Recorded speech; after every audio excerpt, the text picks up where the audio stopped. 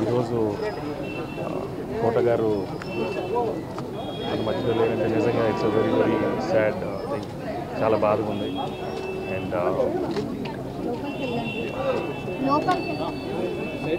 One of finest actors, most versatile actor మన Telugu film ఇండస్ట్రీలో. And లేకపోవడం నిజంగా నాకు పర్సనల్గా I'm very very sad. And my association with him right from my first film I've been very very close to కోట గారు. And కెరియర్లో ఎన్నో మంచి చిత్రాలు చేశాను. లైక్ ఇంట్లో వెళ్ళాలి, వంటింట్లో ప్రియురాలు కానీ, శత్రువు కానీ, గణేష్ కానీ, ఆడవారు మాట్లాడుకుంటాను. అండ్ మా సురేష్ ప్రొడక్షన్స్లో ప్రతి సినిమాలో కోట గారు చేశారు. మై ఫాదర్ రామనాయుడు గారు, అన్నయ్య సురేష్ కానీ, రానా కానీ, మేమందరం we cherish lot of wonderful memories with Kota garu. Today is not here with us, and may his soul rest in peace.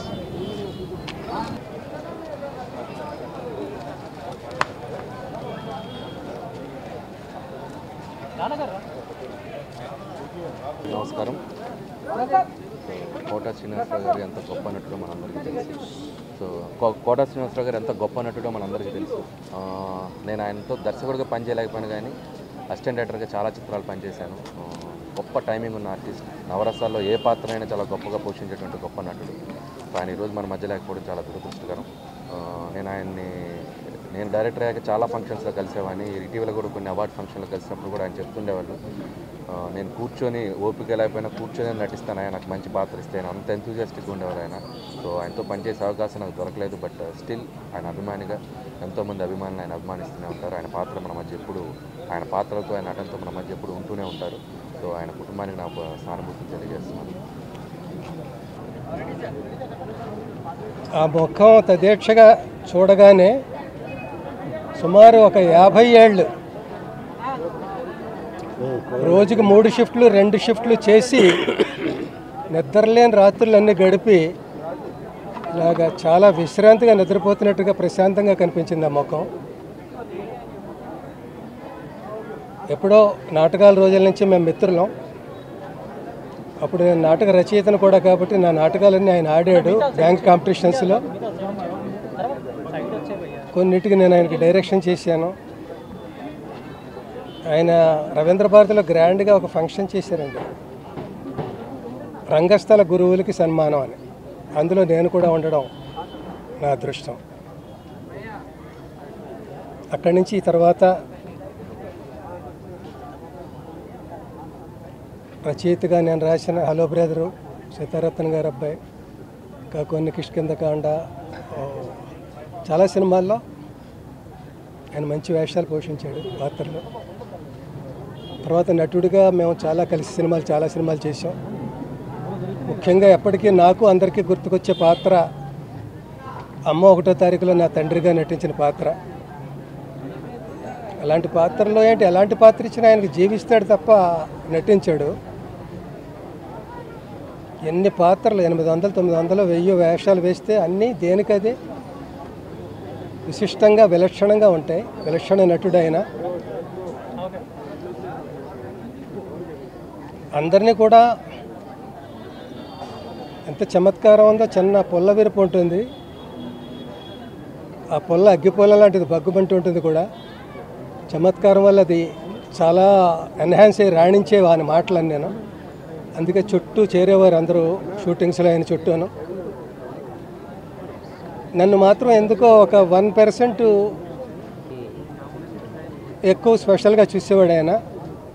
నేను నాటకరంగం రోజు నుంచి రచయితను కూడా అవడం బట్టి, సినిమాల్లో కూడా రచయితను కాబట్టి 2-3 చోట్ల నా గురించి ఆయన చాలా గొప్పగా మాట్లాడారు. ఒక చోట సినిమా రంగంలో మధ్యతరగతి జీవితాలని కె బాలచంద్ర గారు ఎలా ఆవిష్కరిస్తారో, రంగస్థలంలో ఎల్బి శ్రీరామ్ దానికి ధీటుగా అంత బాగా రచించి ప్రదర్శించి ప్రేక్షకుల మన్ననలు పొందారు అని ఒక చోట అంటే, ఇంకో చోట మీరు సరస్వతి పుత్రులు, మంచి గురువుల దగ్గర శిక్షణ పొందారు, మంచి సినిమాలకి రచనలు,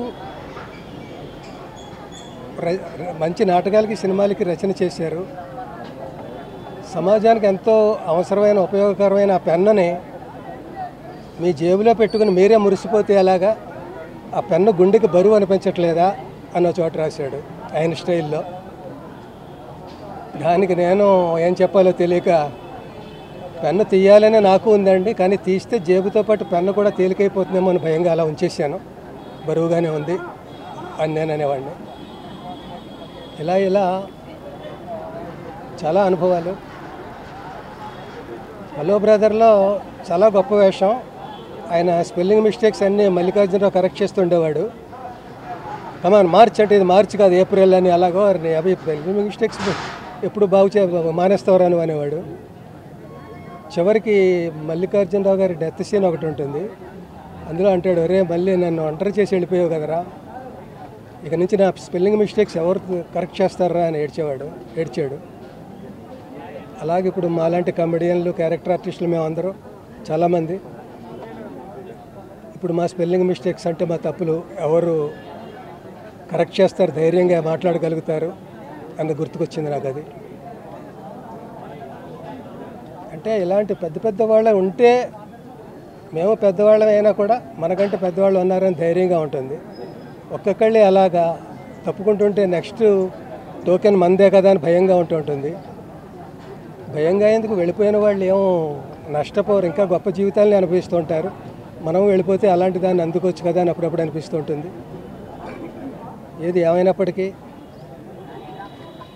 ఒక మహాప్రస్థానం ముగిసింది.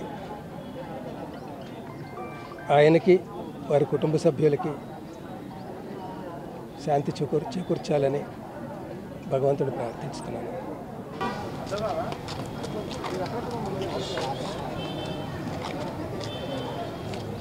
కోట శ్రీనివాసరావు మళ్ళీ అటువంటి నటుడు రాడు, అంతకుముందు అటువంటి నటుడు లేడు. నటుడుగా అది కోట శ్రీనివాసరావు. అది ఆత్మ శాంతించాలి. 35 ఏళ్ల పరిచయం, మంచి స్నేహం, పెంజాల గారి ద్వారా పరిచయం, ఎంతో కాలం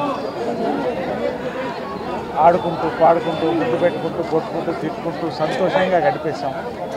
ఈ మిస్సింగ్ వీళ్ళలో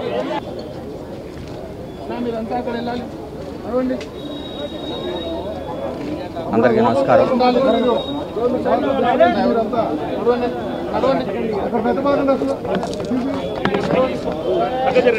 చాలా బాధాకరం, దుఃఖం. తెలుగు చలనచిత్ర పరిశ్రమ కాదు, భారతీయ కళారంగం ఓ గొప్ప ధ్రువతారను కోల్పోయింది. కోటా బాబాయ్ మహోన్నత నటుడు. నాకు తెలిసి ఇండియాలోనే ఒక ఫైనెస్ట్ యాక్టర్ కోట శ్రీనివాసరావు గారు. 83 ఏళ్ల వయసులో గత 20 రోజుల నాడు ఆయన దగ్గర రావడం జరిగింది.